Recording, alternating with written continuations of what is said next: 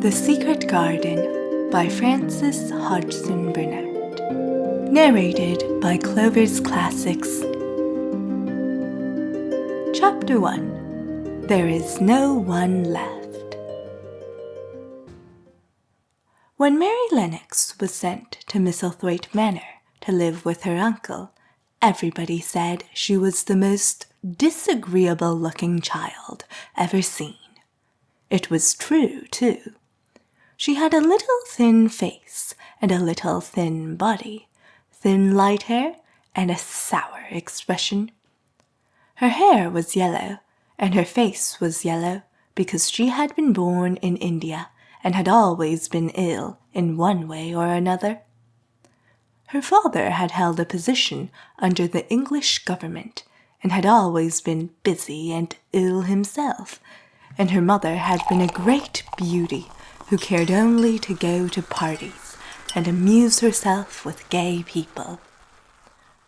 She had not wanted a little girl at all, and when Mary was born, she handed her over to the care of an ayah, who was made to understand that if she wished to please the Mem Sahib, she must keep the child out of sight as much as possible.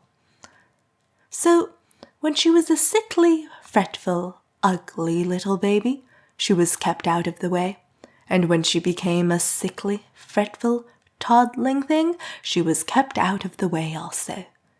She never remembered seeing familiarly anything but the dark faces of her ayah and the other native servants, and as they always obeyed her and gave her her own way in everything, because the Mem Sahib would be angry if she was disturbed by her crying, by the time she was 6 years old, she was as tyrannical and selfish a little pig as ever lived. The young English governess who came to teach her to read and write disliked her so much that she gave up her place in 3 months. And when other governesses came to try to fill it, they always went away in a shorter time than the first one. So if Mary had not chosen to really want to know how to read books, she would never have learned her letters at all.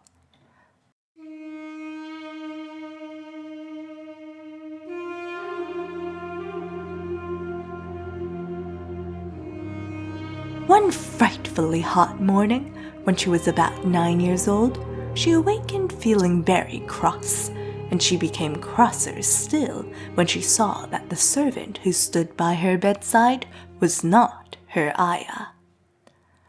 "Why did you come?" she said to the strange woman. "I will not let you stay. Send my ayah to me." The woman looked frightened, but she only stammered that the ayah could not come, and when Mary threw herself into a passion and beat and kicked her, she looked only more frightened and repeated that it was not possible for the ayah to come to Missy Sahib. There was something mysterious in the air that morning. Nothing was done in its regular order, and several of the native servants seemed missing, while those whom Mary saw slunk or hurried about with ashy and scared faces. But no one would tell her anything, and her ayah did not come. She was actually left alone as the morning went on, and at last she wandered out into the garden and began to play by herself under a tree near the veranda. She pretended that she was making a flower bed, and she stuck big scarlet hibiscus blossoms into little heaps of earth, all the time growing more and more angry and muttering to herself the things she would say and the names she would call Sadie when she returned. "Pig, pig, daughter of pigs," she said, because to call a native a pig is the worst insult of all. She was grinding her teeth and saying this over and over again when she heard her mother come out on the veranda with someone. She was with a fair young man, and they stood talking together in low, strange voices. Mary knew the fair young man who looked like a boy. She had heard that he was a very young officer who had just come from England. The child stared at him, but she stared most at her mother. She always did this when she had a chance to see her, because the Mem Sahib, Mary used to call her that oftener than anything else, was such a tall, slim, pretty person and wore such lovely clothes. Her hair was like curly silk, and she had a delicate little nose which seemed to be disdaining things, and she had large, laughing eyes. All her clothes were thin and floating, and Mary said they were full of lace. They looked fuller of lace than ever this morning, but her eyes were not laughing at all. They were large and scared, and lifted imploringly to the fair boy officer's face. "Is it so very bad? Oh, is it?" Mary heard her say. "Awfully," the young man answered in a trembling voice. "Awfully, Mrs. Lennox. You ought to have gone to the hills 2 weeks ago." The Mem Sahib wrung her hands. "Oh, I know I ought," she cried. "I only stayed to go to that silly dinner party. Oh, what a fool I was."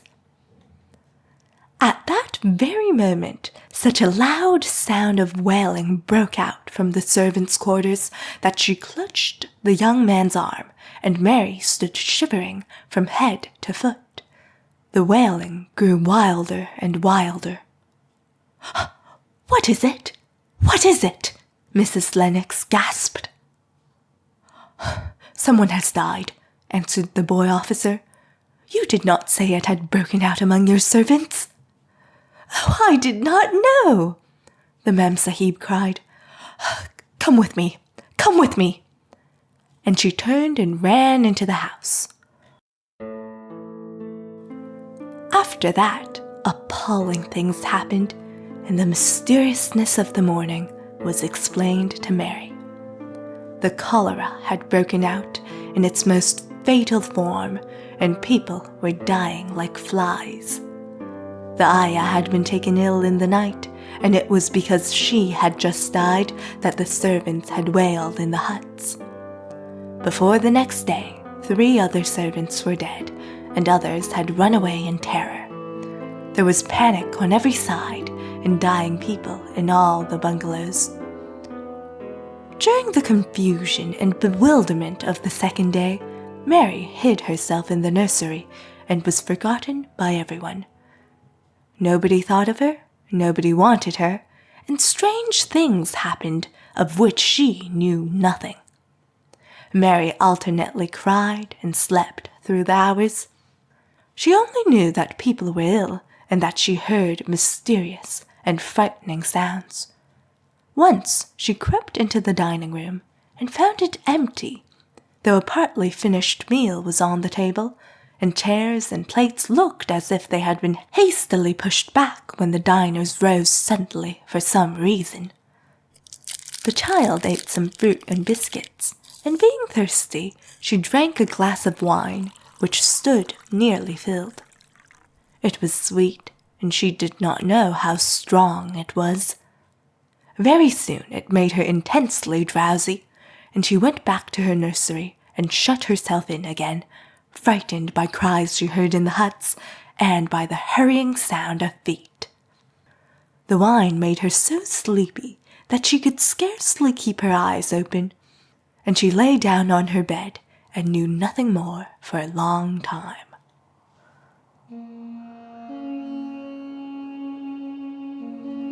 Many things happened during the hours in which she slept so heavily, but she was not disturbed by the wails and the sound of things being carried in and out of the bungalow. When she awakened, she lay and stared at the wall. The house was perfectly still. She had never known it to be so silent before. She heard neither voices nor footsteps, and wondered if everybody had got well of the cholera and all the trouble was over. She wondered also who would take care of her now that her Ayah was dead. There would be a new Ayah, and perhaps she would know some new stories. Mary had been rather tired of the old ones. She did not cry because her nurse had died. She was not an affectionate child and had never cared much for anyone. The noise and hurrying about and wailing over the cholera had frightened her, and she had been angry because no one seemed to remember that she was alive. Everyone was too panic-stricken to think of a little girl no one was fond of.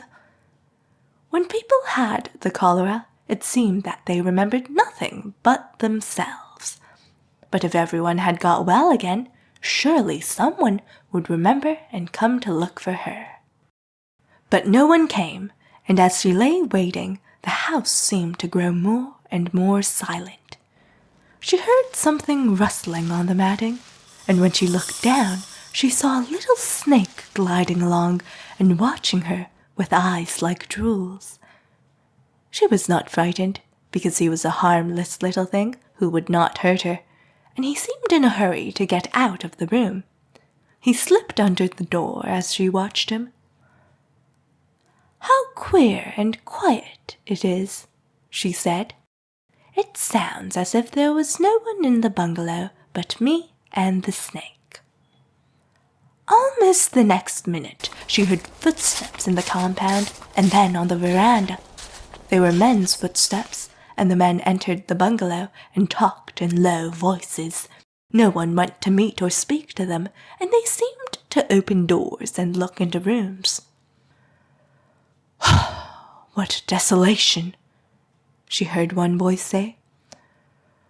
"That pretty woman. I suppose the child, too. I heard there was a child, though no one ever saw her." Mary was standing in the middle of the nursery when they opened the door a few minutes later. She looked an ugly, cross little thing, and was frowning because she was beginning to be hungry and feel disgracefully neglected. The first man who came in was a large officer she had once seen talking to her father. She looked tired and troubled, but when he saw her, he was so startled that he almost jumped back. "Barney!" he cried out. "There is a child here, a child alone, in a place like this. Oh, mercy on us, who is she?" "I am Mary Lennox," the little girl said, drawing herself up stiffly. She thought the man was very rude to call her father's bungalow a place like this. "I fell asleep when everyone had the cholera, and I have only just wakened up. Why does nobody come?" "It is the child no one ever saw," exclaimed the man, turning to his companions. "She has actually been forgotten." "Why was I forgotten?" Mary said, stamping her foot. "Why does nobody come?" The young man, whose name was Barney, looked at her very sadly. Mary even thought she saw him wink his eyes, as if to wink tears away. "Poor little kid," he said. "There is nobody left to come."